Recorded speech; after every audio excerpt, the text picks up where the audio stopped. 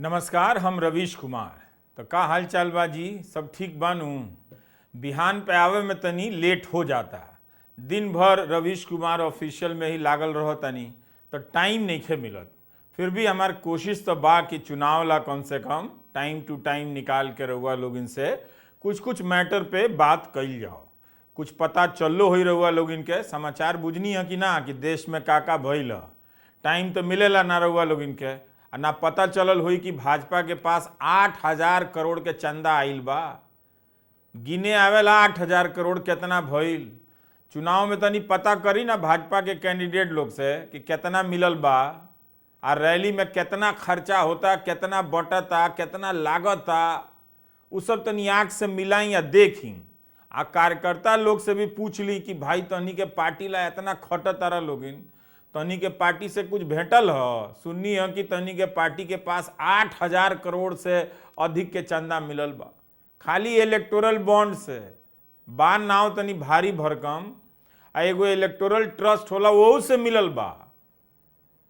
जौन मालूम नहीं है ओकर तो छोड़िए दी, जौन मालूम बानू उ राशि हो जाता कम से कम 13,000 करोड़ ले। इतना पैसा बीजेपी के पास बा।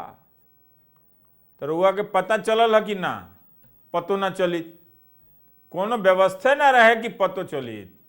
उ तो पत्रकार लोग कुछ शक करे कि भाई एमे तो कुछ गड़बड़ बा। 7 बरिस से 6 बरिस से 7 बरिस से सुप्रीम कोर्ट में पटिशन दियल रहे, आ कोई एक्शन ना। उ तो अब की 15 फरवरी के सुप्रीम कोर्ट के आदेश भइल नु, तो जे जाना चंदा देले वालो आ जेकरा जेकरा मिलल बा, कितना कितना मिलल बा, कहिया कहिया देहल गइल बा, सब जना के नाम आ जानकारी देवे के पड़ी। भइल आदेश। लेकिन ये देखी स्टेट बैंकवा के नावे न देत रहे, लागल हेन तेन बतियाए कोर्ट में कहे कि ना जी हमरा लगे जानकारी नहीं है, हमनी के लगे सिस्टम नहीं है, पतो नहीं है, रिकॉर्ड नहीं खी रखले सन। डांट पड़ल सुप्रीम कोर्ट के, भइल हुमच के डांट पड़ल कोर्ट में भर दुनिया के सामने। कांपत कांपत लोग सारा बतौलक हो। अब जाके रउरा लोग इनके पता तो ना चलल हुई, ऐसे ना पता चलल हुई कि अखबार तो बिका गइल बाड़ा सन, आ रउआ लोग इनके टाइमो नहीं है अखबार खरीद के पढ़े के को में का छपता नहीं छपत, केहू छापतो नहीं है। एकर न्यूज़ रउआ लोग इनके पता चली तो कहाँ से चली? दिन भर लेबर करे के बा, मेहनत करे के बा, शाम के घर पे आके वह भोजपुरी के नाच गाना देखे के बा, तो बुझाई कहीं से। खाली प्रचार गाड़ी के लाउड स्पीकर सुने से काम ना चली। तनी हमार भोजपुरी चैनल बानू भुयान, उ देखल करी, आ ना तो रवीश कुमार ऑफिशियल पर आकर देखी।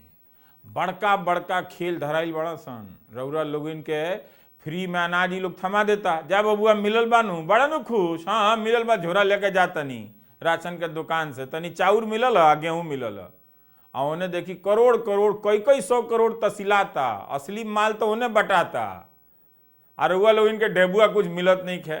टनले बा ई लोग 41 गो कंपनी के खबर आइल बा, ऐसन धराइल बाड़ी सन मत पूछी जी। 41 कंपनी के पीछे छापा पड़ल, कभी ईडी के कभी आईटी के। उ लोग जाके भाजपा के चंदा दे आवता। रउआ तनी दिमाग लगाई, केहू के यहाँ सरकार के एजेंसी छापा मारी, तू जाके बीजेपी के चंदा दी। 2400 करोड़ रुपया, 2400 करोड़ रुपया खाली छापा के बाद चंदा मिलल बा बीजेपी के। ई कंपनी लोग देले बा। इलेक्टोरल बॉन्ड अंग्रेजी के नाम ह, ना सुन ले होखेम, लेकिन इस सिस्टम मोदी जी बनौले रहनी कि कंपनी वाला यहाँ सन आ स्टेट बैंक से एगो बॉन्ड खरीदिया सन, आ उ बॉन्ड जाके जौन पार्टी के देवे को ही उ पार्टी के दिया जाई। उ पार्टी के पता न चली कि के देले बा, आ हमनी के पता न चली, रउआ के ना पता चली, आ उ कंपनी में जे काम करता ओकरो पता नहीं है चलत। ओकनी के तनख्वाह बढ़त नहीं है, खटत तारा सन दिन भरो कंपनी में, कंपनी खातिर। आ कंपनी 300 करोड़ 200 करोड़ 150 करोड़ चंदा दे आवती है बीजेपी के। इतना क्यों चंदा देला का? ऐसे नाव से इलेक्टोरल बॉन्ड से घबराए के नहीं, के डराए के नहीं है। जौन कहत हैं तौन सुनी समझी। एकर माने ई भइल कि कंपनी लोग जितना चंदा देले बा उ लोग पकड़ा गइल बा। एगो बात कहतनी औरी, कौनो कंपनी बीजेपी के 200 करोड़ 300 करोड़ चंदा देवे के चाहिए? केहू इतना चंदा देला जी? पंडित 5 करोड़ 6 करोड़ 10 करोड़ दे देनी, 20 करोड़ दे देनी, 150 करोड़ के चंदा देला। इतना पैसा के तो ये लोग अपना कर्मचारी के सैलरी ना बढ़ावे, ये लोग चंदा काहे दी? तनी दिमाग लगाई, 150 करोड़ तो बहुत न होला। ये लोग कर्मचारी के तनख्वाह दे दी तो गरीबी दूर हो जाई, कितना सामान बिके लागी, लोगों के पास पैसा आई तो घर द्वार तनी लोग रंगवाई पोतवाई तनी खर्चो करी। कर्मचारी के कुछ भेटत नहीं कि खाली व्हाट्सएप फॉरवर्ड पे मोदी मोदी कैले बालो। 150-300 करोड़ के चंदा देला जी? तनी ये घड़ी बताई केकरा लगे इतना पैसा हुई? तो ये बात समझी कि महीना के जब टाइम आवता सैलरी के तो कंपनी लोग से पैसा नहीं है निकलत, लेकिन बीजेपी के चंदा देवे खातिर लोग के पास 200, 300, 500 करोड़ बा। आज जैसे ही छापा पड़ा था तो और ही दिया जाता। 41 ऐसा कंपनी बाड़ी सन जरा यहाँ छापा पड़ल, ओकरा बाद ये लोग जाके 2400 करोड़ रुपया बीजेपी के दिले बा। मामूली बात बजी, कंपनी से बुझाता वसूली होता। विपक्ष कहता ये वसूली के तरीका, रेट डाल के डरवावे के बा कंपनी के कि ओ ना देब जेल में डाल दे, तो के घबरा का टैची लिया के दिया तो हाँ ली हैली धरी 100 करोड़, हैली धरी 200 करोड़। ये होता रहुआ देश में। इतना बड़ा घोटाला भइल बा, कोनो अखबार छापते नहीं खसान। ऐसे न जिला के लोग के पता नहीं है, कैसे पता रहो लोगों के? कंपनी लोग अपन काम होला ओकरा बादो चंदा देता। बहुत सारा कंपनी के न्यूज निकलल बा कि हमारा खातिर तनी हई पॉलिसी बदली, पॉलिसी बदला गई, जाके 100 करोड़ रुपया चंदा ये लोग दिया होता। एकर मानी का भइल जी? तनी मिलाई, ई भ्रष्टाचार ना हो? ई का हो तनी बताई, भ्रष्टाचार ना हो तो? अब प्रधानमंत्री जी लबरई ढील देनी कि हम ही नु चंदा के कानून बनैनी ह, तो आज पता चलता कि के केकरा दिले बा आ के लेहले बा। बताई तो कानून में जानते नहीं जोन मोदी जी बनौले रहनी वो कानून में का रहे? वो कानून में रहे कि केकरो कुछ पतो ना चले। ये तो सुप्रीम कोर्ट से नु कहनाम आइल कि सब बतावे के पड़ी, तो मोदी जी कहते नहीं हम बतावे के सिस्टम बनौले रहनी।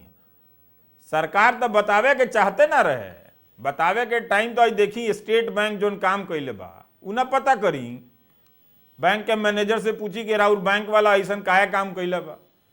कोर्ट के आदेश भइल तो बैंक के बता देवे के चाहिए, तो बैंक लागल बहाना बनावे 4 महीना टाइम लगेगा, तब नु हम लोग सारा चीज जोड़ जाड़ के बताएंगे, तले चुनावे बीत जाओ आ लोग के पतो ना चले। सुप्रीम कोर्ट भइल नाराज, डांट पड़ल, तो 2 दिन में ही लोग जाके बता दो। आ लबरई बोला था लोग कोर्ट में कि 4 महीना लगेगा। है भाई, जब 4 महीना लग रहा था तो तुम बताओ कि तुम 2 दिन में कैसे बता दिए? पढ़ा पढ़ा रहे हो, तुम ही मैनेजर बने हो, तुम ही डायरेक्टर बने हो। तो मोदी सरकार तो चाहते ना रहे कि रउआ लोग इनके पतो चलो कि केकरा से 500 करोड़ लियाइल बा। बुझता नहीं नू, खाली झोरा लेके अनाज लेके मत घूमी। कितना बड़का बड़का खेल हो गई। वो तो कहीं की कानून रद्द हो गई ना, तो अब की चुनाव में खूब तसिलाइल रही, माल टाने के कानून रहे। कोर्ट में सरकार के दलील जानते नहीं का रहे, केकरो पता ना चलो। अब जाके ऑर्डर भइला कि भाई सबके सब बात नहीं के बताओ लोग। तो जब बता देहल गई बा, चुनाव आयोग के वेबसाइट पर बा, तो रउआ लोग इनके पूछिए के ना चाहिए कि हिंदी में काहे नहीं के छपत आ टीवी पे काहे नहीं के बतावल जात? काहे जाने के ना चाहिए रउआ लोग इनके बताई। देखिए दिल्ली में का भइल, शराब घोटाला भइल नु, तो वो घोटाला के नाम पे 2 साल से जांच चलता। तो 2 साल से जांच चलता जी। रउआ उप मुख्यमंत्री के जेल में डाल देनी, एगो सांसद के जेल में डाल देनी, मुख्यमंत्री के जेल में डाल देनी। ये खेला चला था 2 साल से। आ कोर्ट से पूछा था कि भाई लोग पैसा ले ले बा तो ओकर कोनो प्रमाण बा? तू मिलते नहीं के कहता लोग खर्चा हो गई बात। भाई ई बात पे तो हम रउआ के कह दी कि रउआ पैसा ले ले बानी, खर्चा कह देनी, रउआ करप्ट है, कोनो प्रमाण होगा कि नहीं चाहिए? मुख्यमंत्री के रउआ जेल भेजता नहीं, पैसा खर्चा हो गई तो जेल भेजता नहीं। भाई पैसा ले ले बानी मुख्यमंत्री की ना, के मुख्यमंत्री के पैसा देहलक है ओकर कोनो प्रमाण बा? 2 साल हो गई, खाली बात बनावल जाता। ई खेला भइल बा। आ जे इस शराब घोटाला में गवाह बन जाता नु जेल में रहे के डर से, ताकि ईडी के कानून जान जाइए एगो बात, ईडी धरलक के कोई नटी तो केहू के जेल में पटक दी, महीना साल 2 साल तो यही तरह निकल जाला, केहू पूछे निहार नहीं है। तो ऐसे लोग गवाह बन जाता, गवाह बन के आवता तो जे केजरीवाल के नाम ले लेता, आ ओने से बीजेपी के चंदो दे आवता, 55 करोड़ के चंदा दिले बड़ा। बताओ ये गवाह के उ बनी जेल से निकलेला, उ 55 करोड़ के चंदा दी। आदि तो एकर माने का भइल, मिलाई ये नु भइल कि तारा जेल से छोड़वाओता नहीं, तू हमरा के 55 करोड़ दो ना भइल। तो जांच होके की चाहिए कि ना, आ जांच करी के इस देश में, जरा हुआ बताई। एगो और ही किस्सा सुनाओ तनी। गुजरात में दवा बनावे वाली बड़ कंपनी बाड़ी सन, एकनी के दवा जांच में धरा गई कि दवा के क्वालिटी ठीक नहीं है, तो ई लोग जाके बीजेपी के चंदा दे आवता, 80 करोड़ के चंदा दिले बा, 80 करोड़। मामूली बात नहीं है। महाराष्ट्र में एगो टॉरेंट ग्रुप नाम के कंपनी, बुझी बीजेपी के राज में 285 करोड़ का प्रॉपर्टी टैक्स सरकार माफ कर दिल। आई कंपनी का करतिया 185 करोड़ बीजेपी के चंदा दे आवतिया।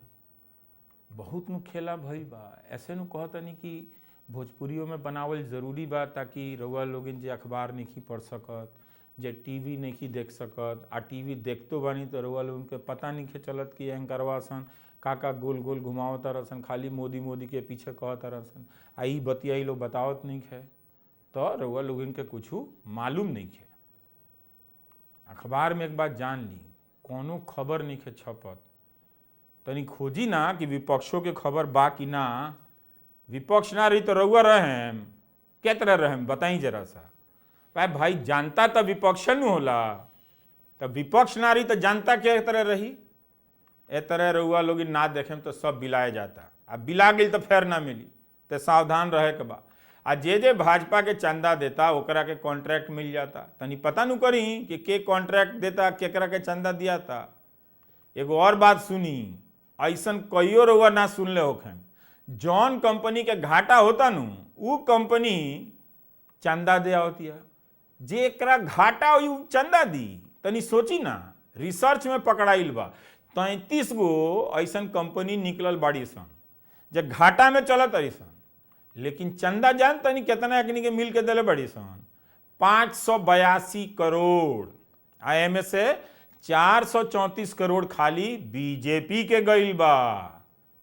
एमे कोनो घपला ना हुई जी, यही तरह के हेतना चंदा दे दी का, घाटा वाली कंपनी चंदा दी, ये कुली के जांच होके के चाहिए कि ना। लेकिन होत कहाँ बा, केहू पूछे वाला नहीं है। गांव में बेरोजगारी बुझाता कितना बढ़ल बा, शहरों में माल भेटात नहीं है, तो लोग जात रहे जे शहर कमाए, अब आजकल गांवे में रुक जाता। कोनो नीमन काम मिलो, पैसा बढ़ो, तो नीमन जीवन जियो, तब न लोग शहर जाई। काम मिलतो बा तो कम सैलरी वाला, कम पैसा वाला, बहुत मेहनत बा। अब विपक्ष के जे नेता ये सब सवाल उठावता नु उ जेल में ठेला जाता। ईडी नाम सुनले बनी कि ना, कि ईडी का ना बतौनी। अब गए 25 जाना विपक्ष में रहे लोग, बड़का बड़का नेता।